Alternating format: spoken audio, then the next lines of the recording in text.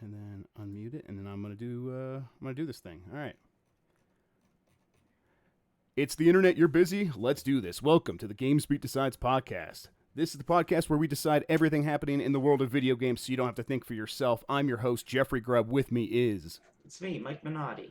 He's here. I'm here. We're back from E3. We didn't survive. I believe we are both ghosts. Oh, cool. Yeah, I didn't know we were ghosts. No, that's great. It's a very special episode of the GamesBeat Decides podcast this week.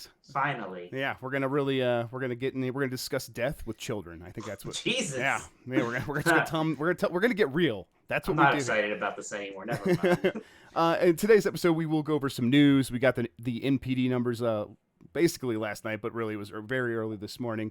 And then we're going to talk about some games first up. But before we get into any of that, I want to thank everybody for joining us.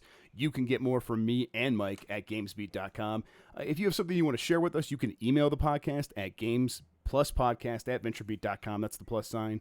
Or you can hit us up on Twitter at GamesBeat or at GBDecides for the podcast itself. If you're watching this on Facebook, YouTube, you can subscribe to an audio version of this podcast on Apple Podcasts, Google Play, Stitcher, and more. Finally, if you like the show, even if you don't like Mike, you can rate us on Apple Podcasts. Yeah, I mean, who would? Who could? Who could? It really helps the show grow if you give us a good rating on there. Mike. Yo. How you feeling? I feel pretty good. I had a lot of fun at E3 this year. I did too. That's a good one. I could tell you were still having a good time. I was having a good time. It was a pretty successful E3 overall, I would say. Yeah. We got out of there in one piece. We're not actually ghosts. I lied to our listeners up front. I feel bad about that, but you know. Well, you're a liar, so that's okay. And now that we're a little bit away from it, how are you feeling about it? Like, I mean, are you reflecting on anything differently than you were on like the last day? No, because like we were talking about before, we were trying to figure out like what was like the takeaway from this E3, and I think I have a lot of small takeaways about like specific games looking good, or maybe even specific companies like Capcom like being really good. But yeah, I still don't have like this one big takeaway except that hey, video games seem pretty fun right now. A lot of good ones are coming out for a while, so yeah, I think that's right. We're in good shape. It's like a lot of really good games. I mean, like there's some like smaller stuff, like businessy stuff. Like yeah, everyone got up on stage and said, "Hey, we're not gonna have loot boxes," you know, and then in parentheses, the loot box backflash. Yeah, in parentheses it says anymore. But it's like, yeah, so there was stuff like that. But you're right. It was just games are like really hitting on every single cylinder right now. And it you know, I wasn't super happy that I didn't get to play games like Cyberpunk or Dying Light 2, but I think those both look real and they are going to deliver in the end. But everything I did get my hands on for the most part was really impressive. So yeah, I think that's kind of is the general takeaway. It's like games are going to continue being really good for the foreseeable future. And that's exciting. But getting away from the future, speaking of the present, what have you been playing, Mike? Well, I've been kind of diving into that Sega Genesis collection that came out for PlayStation 4 and Xbox One. Right. This is the same thing that was like on PC in a weird way, right? Yeah. Okay. Like, I almost don't quite follow it myself. Yeah. It's like the specific, it's kind of that Sega Forever branding thing and kind of not. Yeah, it's hard to keep track of, but yeah, it's similar. But like the weird thing about this collection is it has kind of a lot of games I either never played or never heard of. Or like barely know anything about, like Bonanza Brothers. Are these a lot of like their arcade games, the Sega arcade games that never came out here? No, not really. These are just kind of weird games. Like, so the one I played a bit of is called, and I think I've heard of this game, but I never played it. Is I keep trying to call it After Oasis. It's Beyond Oasis. Right, I've heard of that, but I've never. Yeah, it's like a Zelda clone, right? And like I never Right. played this game. I'm like, this is weird. This is whole like Zelda type game for the Genesis that I never played, and now I'm playing it. Huh. And it's it's pretty good. It's not Zelda, but Yeah, I mean, yeah. What was? This is an aside. Have you ever played the Mega Mans for Genesis? no. I've seen speedruns of it, but like they never came out here except for the Sega channel, right? Right. Yeah. And it was one game. It was the Wily Wars, and it was like Genesis remakes of 1, 2, and 3. And kind of like once you beat those, you unlock this kind of like new campaign with some like new levels and bosses. Mm-hmm. Yeah, but I never was really to play it. Heard some weird things sure about it. I bet you would be like very frustrated at first, but you'd probably get into it eventually because I guess the timing's off. So you'd probably be pretty it's a little different, right? One of the weird things about it is like the Genesis remixes of all like those songs, like they redid the entire soundtrack, with the Genesis chip, which is Yeah. like a very unique chip, sometimes Yeah. a bad chip. If you're Right. not like, if you're not Sega using it to make like Sonic the Hedgehog or like Streets of Rage songs, like a lot of times that chip is kind of bad. Mm-hmm. They But made a lot of bad music with that chip. But there was people that knew how to use it, and they got some really good results from it. And yeah, Sega was mostly that. that's mostly Um, Sega. so yeah, so I mean, how is this overall? Like when you are playing these old games, does it feel like the emulation's all working? It seems like it works. I feel like there might be a little bit of it, like that input lag stuff with the right? whole, wireless controller and everything. Yeah, But not playing on a CRT and stuff like that. Yeah, right, exactly. But it seems the thing I really am enjoying about it, though is kind of like these weird games on it that I've never played before, right? Like normally I kind of just expect to see all the Genesis games that everyone knows, right? And you've right. played, I'm not gonna play Sonic the Hedgehog on this thing for the 50th time quite yet. Yeah, give it But some time. You will, but not yet. yeah, I will. But yeah, right now it's like, oh, what the heck is this thing? And you put it in there, it's fine. But the menus are really cool because it like takes place in a '90s kid's like bedroom, Mm-hmm. and like you literally like have like a shelf of the cartridges like in their boxes, and you like put them into a CRTV. Huh. So that's just real neat. Yeah. I mean, I definitely. This is coming out for Switch, right? It's just not yet. I don't know. Actually, I think There is like a bunch so. of like classic game collections got Let's announced see. for Switch. I know there's one that's like from SNK. I think SNK is doing Yeah, a big one, SNK's doing one. and that's like got a lot of their weird arcade games on it. But I thought the Sega one got announced toward it as well. Maybe I don't know. I'm looking at. I think it is. Maybe yeah. Okay, yeah, I'm not I'll sure. definitely pick it up when that happens then, because that's That would be a pretty cool place for it. And it kind of right. like we kind of complain about no virtual console, but like it seems like a lot of these things are kind of coming just like in their own way now. Like Genesis games used to just come through of the virtual console, and not saying you can just release it on their own. Or Exactly. even Yeah. or a lot of things are like that from these companies, right? Right. I mean, But like the Street Fighter collection, it was like, yeah, you could have bought all those games piecemeal through Nintendo's weird right, emulator. It was okay, but it wasn't the best. And now Capcom can just have DigitalOcean, or I think that's the right developer's name, go and do like a really awesome curated process of like putting all the art together, putting all the games together, making sure the emulation's perfect, and then putting it all on one disc or one cart, or or on a digital download for $40. And it's like, okay, that's that actually is better, especially now that I would get those games digitally. So right. back in the day when you were buying the arcade collections or whatever, and you were getting them on a disc, keeping them in the machine was kind of weird. But like now that if I have them digitally, I'm like, I'll just boot it up every once in a while when I'm traveling and I have a little bit of time and I don't feel like playing what I've been playing recently. So yeah, I think kind of going back to this method could work as long as Nintendo kind of does something like that itself. If we That's get the like a thing. good It's like Mario Nintendo. collection or There's still something. the Nintendo games, Right. right? And yeah, that is kind of the thing. And the weird thing is, I almost don't want that virtual console like piecemeal thing anymore. Right. Like, I want to be like, just make a Mario collection and a Metroid collection and Zelda thing, or just an SNES collection or something. I don't know. Right, exactly, and we'll buy those, and Yeah.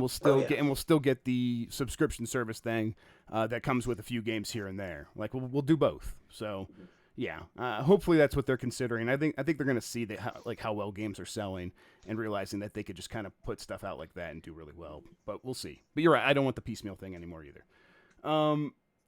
Okay, so like anything inside the collection that you've been spending like a lot of time with? The one I spent the most time with is Toe Jam Mineral 2. So Which, I started reading your retro thing this week, and I was like, okay, like I said, I still have the tab open. I think I told you that earlier, but yeah, it's I'm definitely someone who enjoyed the first Toe Jam and Earl when I went over to my friend's house and played it for a little bit with them.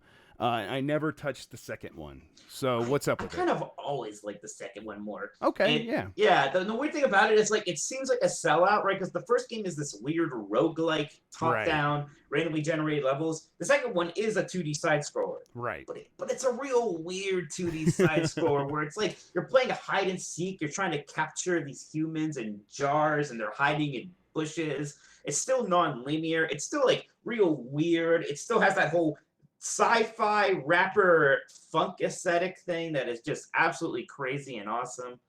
Yeah, I just like the game is just so weird and wonderful. Even though it's like a little janky, it's so worth playing.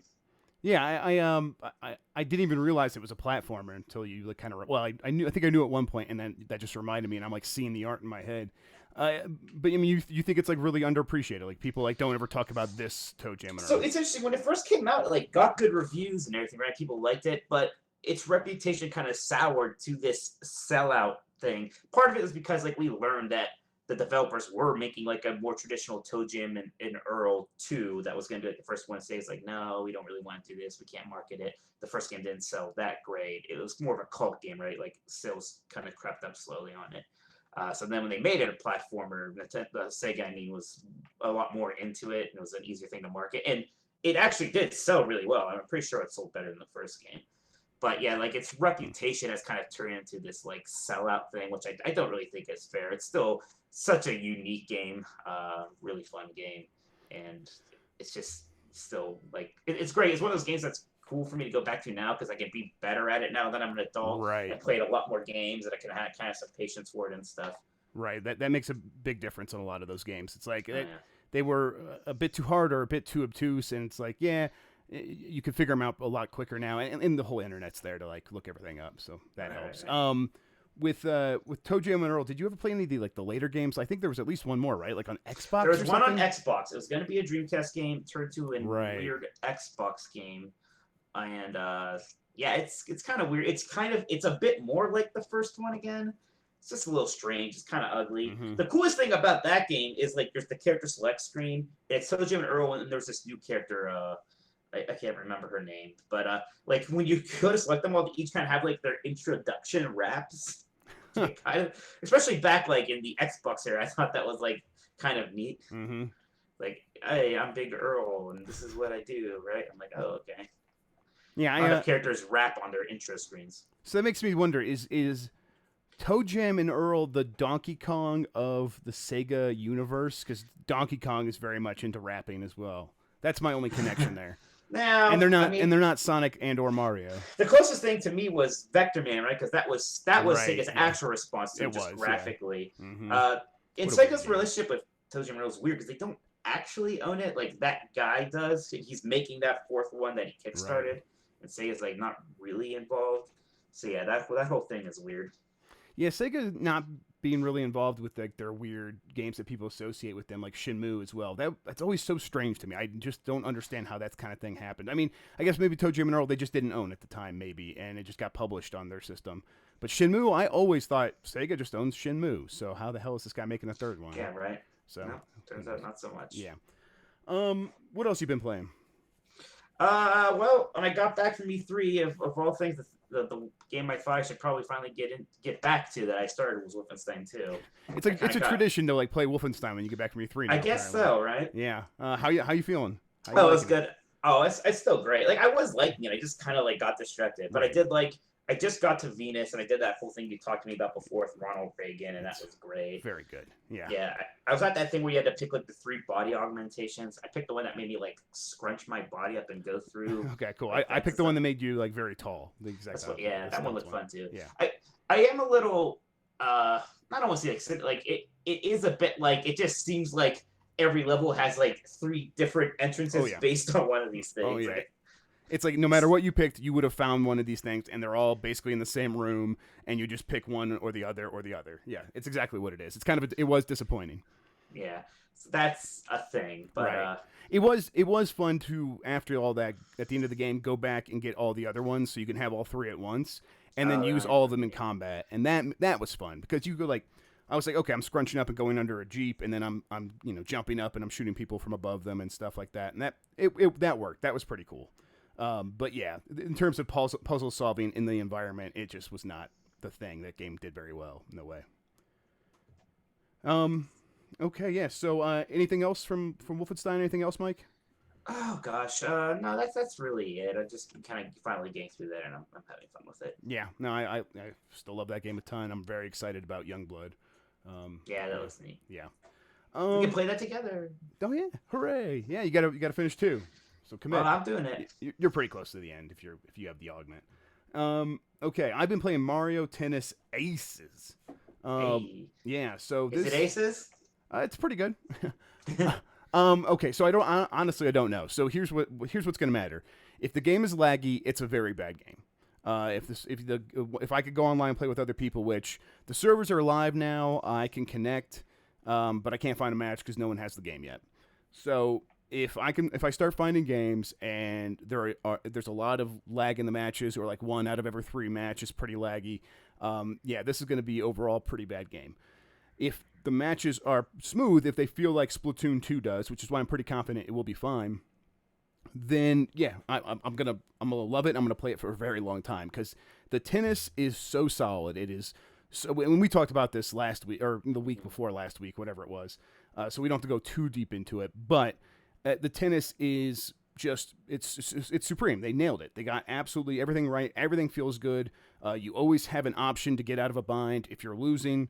The tennis match, you can go for that racket damage stuff, and it all just builds on top of one another and is like interlocked with one another in a way that just feels great. And yeah, and I just want to play it forever, like I said. The problem is on the single player side, which is not good. It's just a stinky game. Yeah, it's not. It feels very cheap. So the way they kind of presented it with the first time they started talking about this game was, I think, a little bit of a head fake. They kind of tried to say, hey, we are making one of those RPG sports games that Camelot, the developer of this game, used to do on the Game Boy Color and Game Boy Advance. They didn't say that in so many words, but they were kind of implying they it. Definitely they heavily implied it. And what that really came down to was the final game has, RPG elements in that you upgrade Mario over the course of the game. But you're not like exploring a world. It's not built like one of those Super NES RPGs. It is just an overworld map where you are going from challenge to challenge. And if you fail the challenge, you get a little bit of XP. If you get a lot of, if you win, you get a lot of XP. And your Mario gets incrementally better, so these challenges get a little bit easier if you're failing a lot. But then you move to the next thing, and it's pretty much appropriately leveled no matter what. So it kind of doesn't really feel like that big of a deal one way or the other. It just kind of feels like, if you're struggling with one of these things, eventually you'll get through. You'll just brute force your way through because Mario will get so much better. And you will struggle. They're just kind of really frustrating challenges where they don't make a lot of sense. They require a lot of really precision hitting with the tennis racket, where you are placing the ball on a specific point, like on the wall, and that's not. Like, that is a lot harder to do than to hit the like a specific side on the other side of the court on the ground. Like, that's where most of your skill is going to go into this game. You're going to know how to put the ball in the back left corner of your opponent's side of the court, but you're not going to know how to hit a moving object that is wrapping around a thing on the wall unless you build up your meter and get one of the special moves that allows you to precisely aim, which is kind of what you're going to be doing a lot in a lot of these challenges. It's just waiting to build up that meter. Yeah, I would get through a lot of these challenges after trying them over and over again and kind of figuring out exactly what they wanted me to do and like which hit to be hitting at a certain time to get the ball in this certain area. And it's just not fun. It's just the exact opposite of what makes this game so exciting in the multiplayer. And without capturing any of the magic that was in those old Camelot, Mario tennis RPGs. So, yeah, there's a. Why do you think they wouldn't just kind of do that again? I think I think you could kind of see that in how they decided to like save a lot of money in making this game. So the story is, it starts with like a little FMV video. Where you have like Wario and Luigi breaking in on a tennis court, and they're obviously possessed. Starting with Waluigi is such a strong start. I know, and it's really was. I'm like, all right, this is awesome. So it's like starting like really cool. They come in and they're obviously the bad guys, but they're possessed by this evil tennis racket, and it's like, okay, yeah, I'm ready. And then the rest of it is just the two talking heads. Like you go to the next challenge on the overworld map, you click on it. Mario and like maybe like one of his like sidekicks are over here talking about something, like him and Toad are over here, and then there's text bubbles where Toad talks for you, and then there's some weird like there might be a Boo, or there might be like some weird mirror thing talking on the other side, and they just have text bubbles, and the writing's like okay, but it's not Nintendo great, and yeah, and that's it. That's like the whole thing. It's never more than that. So it's like it's very cheap feeling. It feels like they really cut back on the budget for making this, which would probably have limited their ability to make an RPG for an HD sports tennis game that they would have been okay with. Like, so yeah, I think that's the main reason. It's probably just too expensive. Nuts. Yeah. I mean, that said, though, like I said, if I get into a lot of these matches here pretty soon, I think it's going to be coming out tonight, later tonight. So I started getting into a lot of matches, and it plays well. This is going to be a game that I'm going to play for the rest of the year for sure. So it's all gonna depend on that. And if it does, I'm gonna score it very high, and I'm gonna recommend it to people as long as they know that they want the multiplayer and not the single player. Right. So yeah. I imagine most people that is what they want anyway. Yeah, I think so, and I think that's probably Nintendo probably knows that, and that's why it doesn't put too much in the single player. I just think they could really hit a home run if they would make one of those again. And that was good, and the online multiplayer. Like, it would just be the complete package, and it would be something for everybody. But this is what we're getting, and there's still potential here, so we'll see. That is kind of all I've been playing though, because busy catching up writing stuff for E3. And we had to get that review in progress. So yeah, kind of just been playing Mario Tennis Aces. Crack the whip on you. Make sure you get your work That's right. done. You down? I'm like, okay. I'm like, sorry, reviews editor master. Where's my Mario Tennis review? Oh, there's not gonna be a score with you online. Thought up. Ooh, that's a mistake. Please don't hit me again. That's all though. So all right, NPD came out last night. Why don't we talk about that, Mike? Yeah, I think these are always fun, huh? Yeah, they are. Were we always like people's go-to for MPDs? Because it seems like we are. Nice. We have been for the last couple of years. I mean, I think a lot of people just stopped. I think a lot of people stopped understanding how it was useful, and I think we kind of always understood. It's like, it seems like a lot of people stopped covering them as much. Right? Now. Yeah. I mean, a lot of sites it doesn't make sense for the way they cover it, but there's a lot of sites that probably should and who don't, because I think they just are like, oh, they don't give numbers anymore, so it's useless, and it's like, well. It's not useless, that's for sure. There's a reason that companies pay for this data, because it is the most accurate out there, at least for the United States. But yeah, let's go ahead and hop into this. I guess as a reminder, since we were talking about it, MPD now collects both physical and digital sales. The digital sales are only from participating publishers and developers. It's got most of the major ones, but there's a few I think Nintendo doesn't give their first party sales on Switch.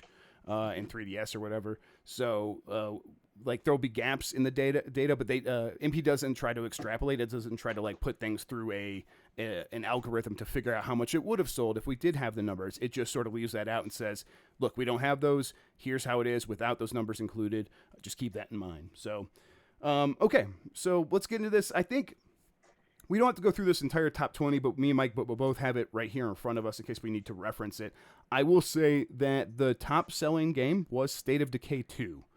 I'm a little surprised. I am too. I mean, let's actually do the big overarching quote here from Matt Piscatello, who's the MPD analyst. Let's see, where was it? Hardware spent.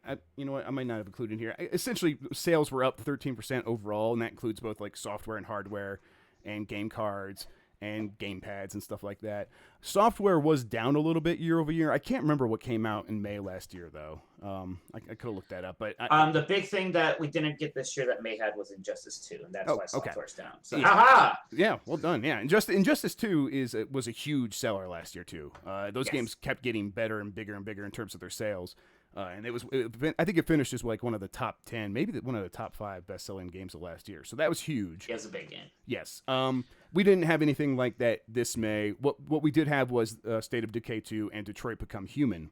And Detroit Become Human, I would expect to outsell State of Decay 2. But that wasn't the case. I think I would. I mean, let's put it this way. It was the best-selling Quantic Dream game in its opening month ever. It sold 20% faster than Heavy Rain. So it's okay. Well, first of all, I mean, PlayStation 4 just has these are both exclusive console games. I guess State of Decay 2 is on PC as well, and those sales are included. But even so, I think I would just expect something that has as many systems as PlayStation 4 to maybe move a little bit more, but I guess it's not. I'm not saying it has to be number one. Yeah, it was number 3 behind God of War 2018 as well. So yeah, it's hard to say. Yeah, I mean, I think it did good. I mean, the Quantic Dreams aren't necessarily giant sellers, right? These things. No, it's weird because they're big budget ish looking. They look really good, right? But they aren't they're not gonna move as much as any other Sony exclusive. Really, it seems. Yeah, right? yes. I mean, it's. I think it's still in the upper tiers of It's Sony upper games. niche, you know. Okay, yeah, Niche might not even be the word, but you know what I mean. The yeah, audience isn't yeah. quite as big as open world zombie game or whatever state it's not. I forget if it's open world. State It's a of zombie yeah, game. it is a zombie game, but it's like a systemic sort of thing. Not, I mean, it is open world, but it's not like it's not a whatchamacallit game. You came up with the term a little bit ago. I can't remember. Map game. Map game, yeah. It's not one of those. So yeah, I honestly, State of Decay 2 is also very niche, but it is a zombie game, and those zombie games just It is sell no matter. also like the first notable Microsoft exclusive in a while. So if you Exactly. have an Xbox One, It seems like yeah, it seems like that's kind of what happened here is like people were just like, hey, this is the first thing since Pirates. We're gonna go pick this up.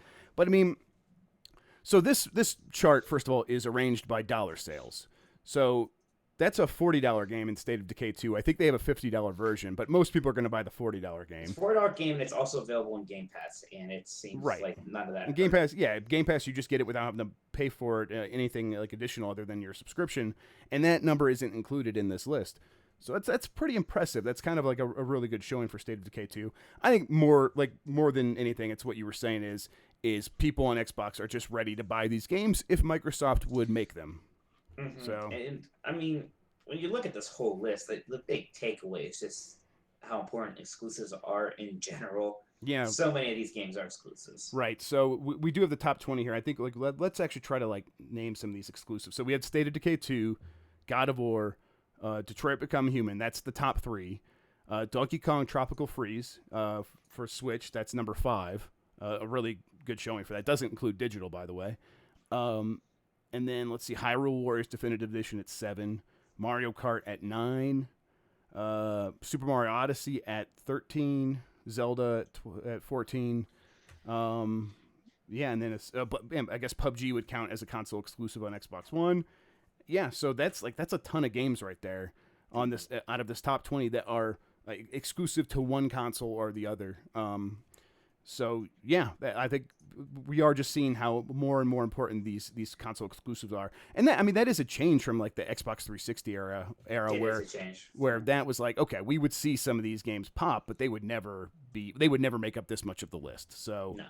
Yeah, definitely a shift back towards that kind of tentpole content. A big part of that is Nintendo is doing really well again, so yeah that's gonna drive it. So yeah, we talked about launch month sales for Detroit Become Human. I guess hardware. So on the hardware side, everything is selling. Honestly, once again, like that's been the story for months. It continues to be the story. Sales, I think, overall grew 26% for hardware to $186 million. And Matt Piscatella says that the Xbox One and the PlayStation 4 were the big drivers for that year-over-year growth because the Switch was, of course, still selling as much as it could last May. It had only been out a couple months. But this was the best May ever for all 3 of the systems. This is the best May for PlayStation 4 since May 2016. For Xbox One, it's the best one since May 2015. And, of course, only one other May for the Switch, but it did better than last year. So everything is still sort of growing. Like, I think we have seen months where the PlayStation 4 and Xbox One have done worse than the year before. But the fact that some months are still, like, kind of, like, really jumping and going up, I think there's a lot of sort of evidence here that maybe these companies aren't going to want to put out new consoles. I was reading some things. People were thinking like, oh, we're going to get new consoles very soon after that E3. E3 felt like, oh, we're talking about the new consoles even if we're not really talking about them. Did you take that away from anything, Mike? I don't know. There's a couple things that people said. Like Microsoft did straight up say at one point, and we're working on the next. And it was just like a name drop. And they would say that some games were next generation, like the Bethesda said that about some games, right? We didn't really know what they meant by that. Elder Scrolls 6, I think, and maybe Starfield, maybe both of them. Yeah. Like this is next generation. Oh, what does that mean? Right. It's like a new next generation game, and it's just like, yeah, I don't know if they would talk about it like in those terms, but yeah, still, yeah, there is some reason to think these things are coming, but with sales going the way they are for this hardware, it still seems a long way off. Yeah, it almost seems like, well, why? Yeah. PlayStation 4 was the top selling console in May as a platform. That includes all the different SKUs, but on just a single SKU basis, it was once again that Switch 32 gigabyte Neon model, which made the most money and had the most unit sales. So again, everyone's just selling consoles like crazy. People still want these things. Likely a huge part of this is the Fortnite effect. I mean, We've seen that in headsets, for example. Headset sales grew once again, like they doubled, more than doubled year over year from last year, and that's people wanting headsets to play Fortnite. People are probably also going out and buying systems to play Fortnite with their friends, like after going over and like trying something somewhere, or playing on their phone, or watching Twitch or something. Mm-hmm. It definitely seems like that Fortnite effect is pretty substantial and pretty far-reaching into all aspects of the market. Not too many other takeaways from MPD. I mean, you can read all about it on GamesBeat.com. It's Read all about it. Still one of our big stories. So if you want to check that out, feel free. All kinds of details in there. Anything else here stick out to you, Mike? No, just the exclusive thing is really the most interesting thing, I think, just in general. I agree. Yeah. I mean, and Microsoft talked about that at E3 with their like, oh, we have 5 new studios. So clearly they see know. Yeah, they know. Everyone knows now. So, except for Nintendo, who's just like, you just get Smash Brothers, and that's it. That's nice because you get Pokemans. It's gonna be bad, but you'll get it. they actually have more than that. They have like Fire Emblem like as soon as the new year starts, right? That's like before March. Did they say that? I'm believing. Yeah, it'll be not too long next year. I choose to believe that's what they said. Yeah, that's so fine. They have plenty. Okay, yeah. Okay, so we're going to get to the rest of this. We're kind of talking about it already, and this is one I didn't put on our list, but I'm going to just throw this to Mike. For E3, the most talked about thing on Twitter, according to Twitter, was Super Smash Brothers. Does this surprise you at all? No. Smash Brothers is very big. It's a huge deal, and the people who like Smash Brothers tend to like it a lot. Exactly. Right? They're like me. They're freaking out about learning that Snake has a new down smash, right? Like all these little details seem like big deals to us. Right. This is why when people were saying the Nintendo Direct for E3 was like momentum killing, it's like, oh, they had all this momentum, and now what do they have? They don't have anything. It's like, homie, if you were just a Smash fan, you would understand. But just listen to them; they're freaking out. Like they all like. I always knew this was the case. Like I'm like, okay, I don't really feel a need to go check anything out. I know I'm gonna play Smash Brothers, but I don't need to play it at E3. And that's disappointed me personally, but this is in no way a momentum killer. If anything, the Switch is going to continue to sell better because of what they just did at E3, because that's how important Smash is. Mm-hmm. So right, and I've seen some people like not quite understand this. Like I see some people say, "Oh, this isn't even one of their top tier sellers." You can just look at the numbers. It's been one of the best sellers on all their systems. For some, for GameCube, it was the best seller. Wii U is a big deal. Wii U is a bigger deal for that system. Right. Oh yeah. Which didn't have kind of much else going for it. I mean, 3DS, it was a huge deal even on there, and that's 3DS. a platform with plenty of games. So yeah. Yeah. So yeah, Smash Brothers is a giant card for them to play. It was pretty much the biggest card they had left, except for like that actual next gen Pokemon game, right? Like that'll be a bigger deal, but that's still. Right. You're slipping down the frame a little bit, Mike, if you want to try to fix the camera real quick. Oh, dang it. Yeah. Get down here, buddy. How's that? I mean, we love your forehead a lot. Oh, no, it's really good now, actually. Oh, it's just a crapshoot, really. I should have had you do. Yeah, it'll be out of frame in no time. Okay, so some other stuff. Steam Summer Sale began. Are you going to buy anything, Mike? No. I don't think I need anything. I'm like really good on games for a little bit. These Steam sales have like gotten less exciting for such a variety of reasons, right? Like part of it is just like we have all these games now. Right. The other one's just like it's just not. It's not like it's better that they just have a sale and things are on sale and when they're on sale, but it's not as much fun as when it was like check back every 10 hours and see what's on sale right now. Right, yeah. I mean, that was a big thing that changed. Like they did that a couple years ago, and apparently it was much more successful. Everyone made a lot more money, but I don't feel the compulsion to go check. Yeah, it's just not as much fun, right? It like makes sense. It is a better deal for everyone. Sure. Everyone's making money. But it just isn't as much fun. Right. It's not as much of an event as it was. So, yeah. Were you encouraged not to spend any more money after looking at how much money you've spent on Steam? Did you do that thing? I'm embarrassed to say that I just like always auto log in on my the app, and I can't remember my password on the actual thing. I've tried every combination, and I don't want to change my password because that's going to log me out on my desktop. So I don't know. I can't imagine it's that much for me. It's hard to say because I've had Steam since Half-Life 2 came out. So as long as it's been a thing. So it's an accumulation for a while. Yeah, you're easily in the 4 digits then, I bet, for sure. I should have figured this thing out. Yeah, no worries. But I was like $865-ish or something like that. That was I mean, I thought it could be more, but at the same time, like, this is our job. We get a lot of codes for work. And Steam codes are not like they're really easy for developers to get a hold of and give out. So like they're pretty liberal with those where they don't feel like, oh, we have to save these for people who are really really really going to need it. So I'll take a code and I'll play a game for a bit and maybe we'll cover it, maybe we won't. I try to if we get one, but so I end up with a lot of games on Steam, and I've only spent $865, and it feels like only $865 after looking at how much some other people have spent. A lot of people are easily in like $4,000 or $5,000. Yeah, Matt, we were talking Matt Piscatella, the analyst for MPD. He showed me his. It was $13,000 on Steam. Wow. So yeah, and then you got to think that. So this is all external funds added. So this is money that you have that you've put into Steam one way or the other. I think that would include PayPal purchases. That would include, just anything, with your credit cards. And I think it would also include Steam cards, maybe. Like if you go out and buy, like to the gas station and buy a Steam card, I think that would count. But it's also going to count, like if you make a hardware purchase, not just games. Like if you buy an HTC Vive through Steam, like that's $800 right there. So like it's like any money added into this over time. So I think that's where a lot of people's money is kind of going at. But I think the Steam sales were a big part of it for everybody too. People would spend a lot of money during these things, and it's probably where most people get most of their damage. There were probably some early ones where I did spend a good amount. Yeah. So yeah, I thought mine would maybe be a little bit higher, but also I'm like that's probably about right, considering that for a long time I wasn't necessarily playing on Steam first when it came to games, just because my PC was never as good.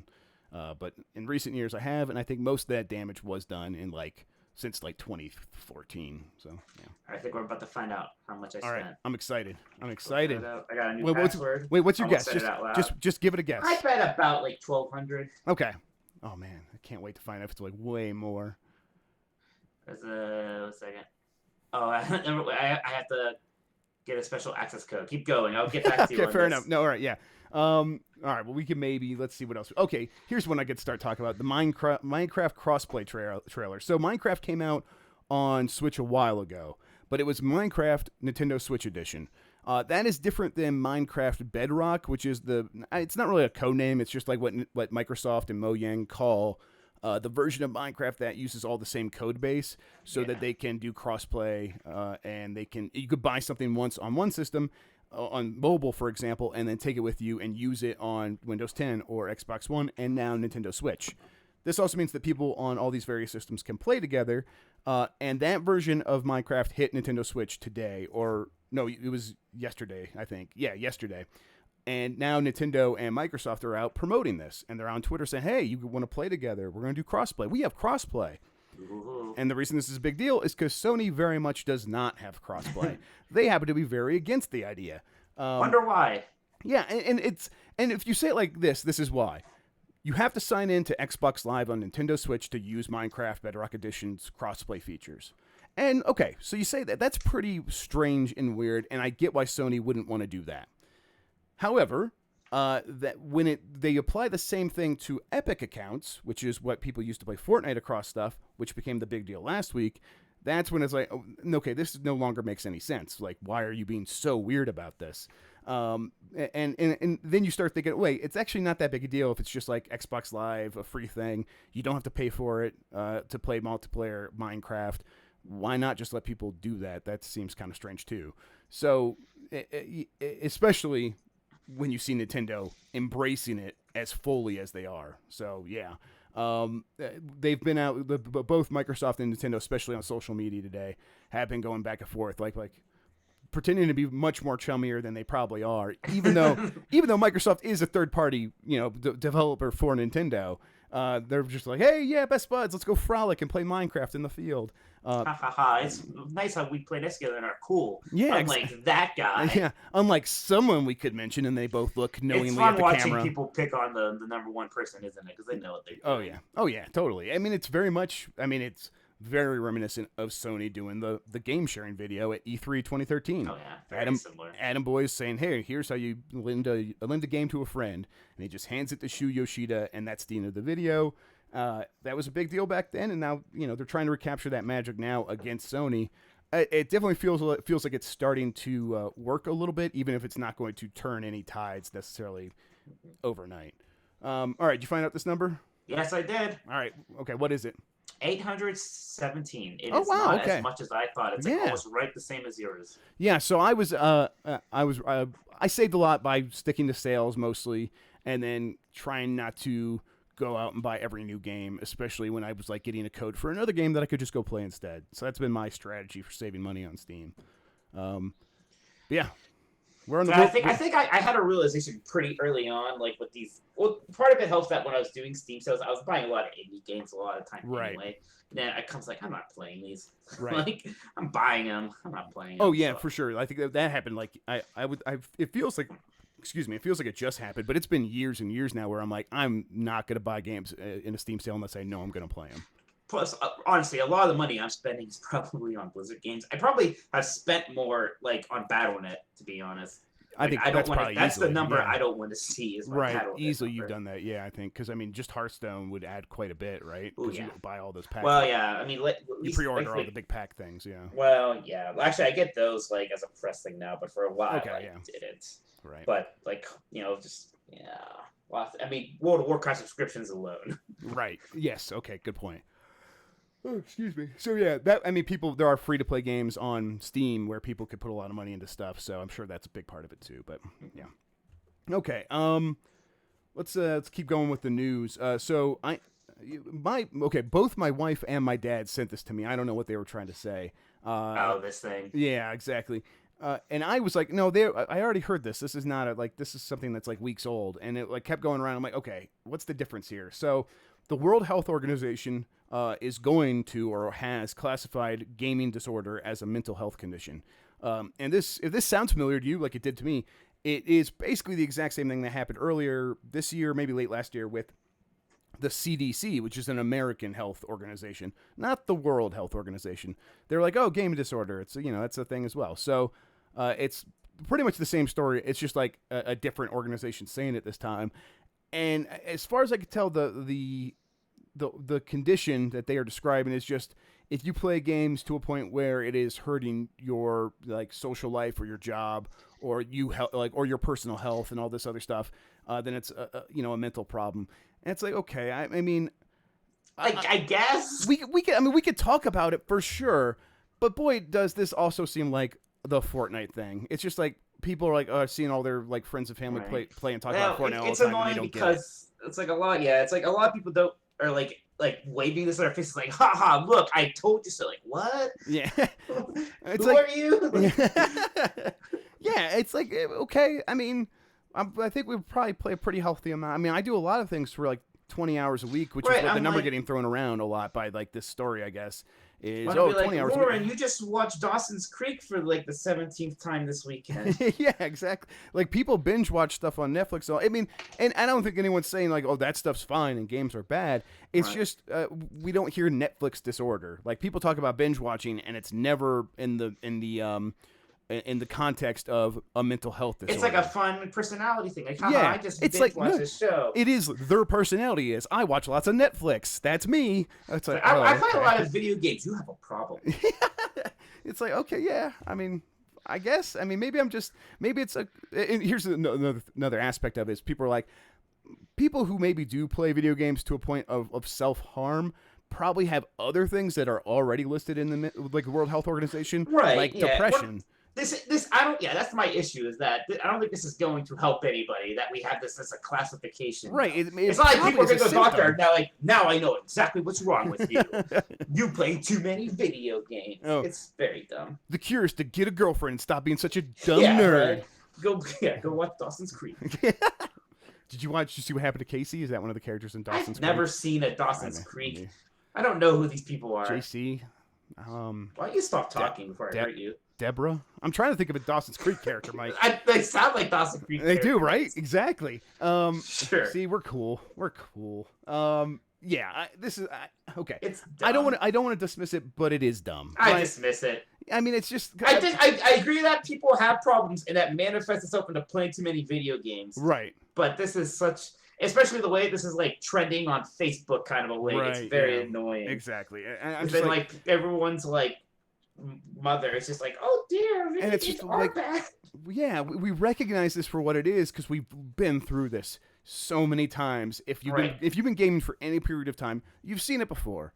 It's just people are playing too much Fortnite, and so everyone starts freaking out, and we're just having another moral panic. They were smart to dress it up as like, oh, we're going to bring in the World Health Organization to really make sure to give it like a sense of authenticity this time. But no, it's just another moral panic. That's all. Yeah, it's very dim. Yeah, and so like yeah, I do want to just kind of throw it out. But hey, if anyone wants to talk about actual mental health and gaming, I'll have that discussion anytime for sure. Um, Yep. okay, so moving on.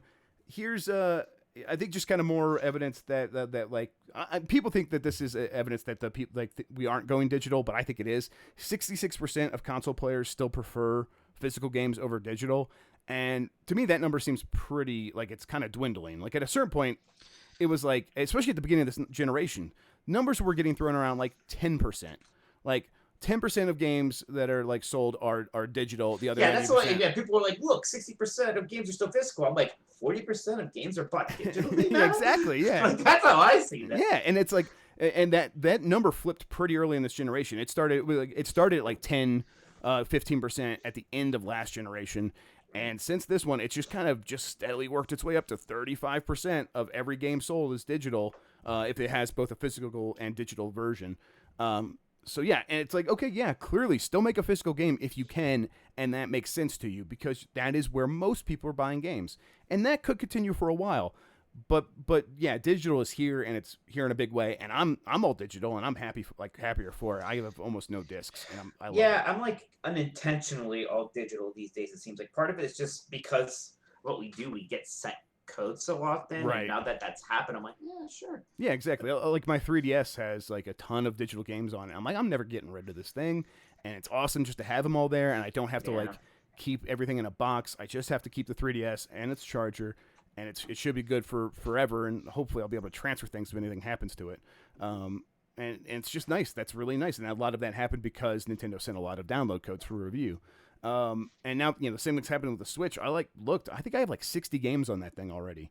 Wow. And it's like, wow, okay, this thing's jam packed with stuff. And this is nice. I'm preferring it. And if people, I understand the arguments why people do prefer physical, but I think it's just kind of we're gonna reach an equilibrium where it probably will be like maybe 60-40 for digital next generation. And as more people or as more companies start offering their Netflix like solutions, like it sounds like Sony might. I guess the rumor is Sony's going to start letting people download PS4 games as part of the PS Now subscription. That's going to really kind of push that number even further towards the digital side. So yeah. Speaking of Sony and like new pricing options and stuff like that, they have finally announced a PlayStation like greatest hits lineup for the PlayStation 4. Yeah, I never really thought about this, but like, yeah, they haven't done that yet. Right? Huh? Yeah, it's weird. I was the same way. It's like, they haven't done that. That's strange. You would think they would. I think Nintendo did that on the Wii U pretty early. I think Microsoft has a version of this. I'm not sure. But like here is the list of games, and they're all $20. It's like Bloodborne, Battlefield 4, Doom, The Last of Us Remastered, Ratchet and Clank. Just that level of game. And especially if they're Sony first party from like 2013, 2014, and 2015. Yeah, the weird one to me is like Infamous Second Son. That was like a launch game, Yeah, right? right. It's kind of weird that costs as much as like Uncharted 4 to me. Yeah, I bet you could find that for like $10 used, Yeah. like for sure. Like but like Yakuza 0, that's a pretty good one. That's pretty good, and Yakuza Kiwami. Yeah, Whatever. Kiwami. But then like there are like third party games as well. Metal Gear Solid 5 and like I mentioned Doom, Battlefield 4. So yeah, pretty good pretty good selection there. I think this is both physical and digital. So that's cool because again, I would buy them all digital. So yeah. Okay. I think this is the last thing. This is not even really. I just kind of wanted to like go back to this a little bit. Whoa. That Jedi Fallen Order announcement.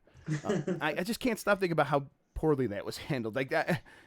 I don't know. We don't have to talk a lot about it. It was just bad, right? It's so strange. Yeah. Andrea did her darnest there, but Yeah, I mean, yeah. Andrea did everything she could to make it interesting, and it was just like. But it's just like weird. Like, hey, I'm with that guy working on the Star Wars game. What is that? It's like it's almost like those two were like meeting as friends at a coffee shop. Like, hey, can you tell me Right. a little bit about that Star Wars game? Yeah, I don't have any of the pictures with me here now, but I'll But tell you about it. the name is Jedi Fallen Order. Oh, okay. And Yeah, here's what it's about. that Here's where sounds it takes fun. No, it's place. not fun. It's very dark. Oh, okay. Oh. Are you all right, man? Like, yeah, that's what it was. Just so strange, and I guess, I mean, my understanding going into E3 was Respawn wanted to like announce Titanfall 3. I thought they were bugging EA about that. Like, that was my understanding. I'd heard that here and there from people. Maybe it was this game all along, but maybe they're just like, no, we can talk about a Star Wars game. How about you come up and talk about Jedi Fallen Order? It's like, well, we don't have time to put anything together for that. Okay, what if we just have Andre ask you about it on the audience and you say the name? Okay, I guess. And it's like, how did... Okay, I guess. Yeah, it's like, must have been thought of that week. Yeah, like, I mean, honestly, it sounds like maybe it was just happening up until the night before. Like, they weren't even, like, they just kind of put it together last second. I mean, because, like, the tweet went out the day before, and he's like, oh, I finally convinced Andrea to, like, or Andrea's, like, trying to get this out of me. And it just sounds like maybe they decided it that day. Because that's what it came across like. So, I don't know. I keep thinking about it as one of the weird moments that we will probably remember as a weird moment. It was E3 a weird moment. It wasn't like a super weird or awkward No, moment. no. Like, almost at that time, it was like, oh yeah, they're saying something about that game. Right. Then, like, you think about it, you're like, why did they do that? Yeah, especially like when everyone else did similar stuff, but they had like a logo and they came out on stage like they knew what to say about the game to make sure people kind of understood what they're going for. This game is going to come out before Elder Scrolls 6. Right. Maybe. But Elder Scrolls 6 has a thing, you know? Right, exactly. Yeah, and it's just like, okay, and people are no one's mad about that Elder Scrolls 6 announcement. Everyone's like, yeah, this is great. I love this. This is exactly what I wanted. So like there was a way to do it and they missed it. I don't know. I just wanted to talk about that a little bit more. Yeah, it was strange. It was worth talking about. Yeah. Anything else from like the last week, E3 that you want to like touch on at all anymore, Mike? I think because after this we're gonna put that to bed probably. And I don't know. I didn't talk about what'd you do your last day there? Because I was there. You know what? Yeah. I watched some wrestlers play Street Fighter 5, and that was great. Yeah. How? Tell me about that. I was excited to like try to check that out, but I ended up actually it was awesome. So it was Kenny Omega and the Young Bucks, and they're from New Japan Ring of Honor. Right. So like kind of these, and then they fought the New Day, which are like straight up WBE. Right. And they kind of had this feud going on, like their like social media things about Street Fighter 5. The one guy, Xavier, was in WWE, has a gaming show called Up, Up, Down, Down, and they played there. So it's like the tournament, right? It was fun because it was like they're kind of treating it like a wrestling thing with like they're talking smack and all this stuff, and they're posturing for the crowd. There was a pretty big crowd gathered there. Oh, I'm sure, yeah. Lots of overlap between video games and wrestling. Right. But it was a super fun thing. I just enjoyed Capcom's booth so much, man. Like this year, they had all the Mega Man stuff. The Resident Evil stuff was great. I think they had the best looking booth. Not just the Resident Evil stuff either. The Mega Man wall, the timeline looked very nice. I liked it all. Yeah. I mean, did you get a chance to play Mega Man 11? No, I went over there. I emailed the night before and I didn't get a response all day. And then I kind of went over there and I said, hey, can I get in there? And I think I told you about this. Like I gave him my card when they asked for it, and I was polite about it. I'm like, hey, yeah, that'd be great. That's right. And she was like, okay, well, I mean, you might have a better chance of getting in than other people. And it was very much like I think people had been like rude to her. Jerkies. Yeah, but still didn't help me. I still didn't get in. So it was fine. You had seen it, so I wasn't like I have to get in there. Yeah, I kind of just wanted you to. Yeah, I wanted to for sure because I wanted to talk to you about both those games, but. Is there anything else like you're upset you didn't get to see? No, it was really just those two. Honestly, it was Resident Evil 2 and Mega Man 11. I think everything else I wanted to see, I saw. There wasn't anything I missed. I was thinking about that the other day. I did get into Hitman 2, and while I was there, I played DC Lego Supervillains, whatever that was. You know, that's one of those games. But the Hitman 2 was really fun. The big difference was they really amped up the crowd tech. So there's a lot more people, and the line of sight really works. So if you get in the crowd and you could put like a few people between you and the person that would recognize that you're not supposed to be where you're at, they won't see you, and you could sort of just sneak through them and kind of get around in a way that or at least 2016 Hitman didn't really enable you to do so. If there was a person standing in a hallway, you would have to take that person out, or you'd have to wait for them to turn around and maybe go in another direction. But if they were just standing there, or they were just walking back and forth, you were going to have to deal with them one way or the other.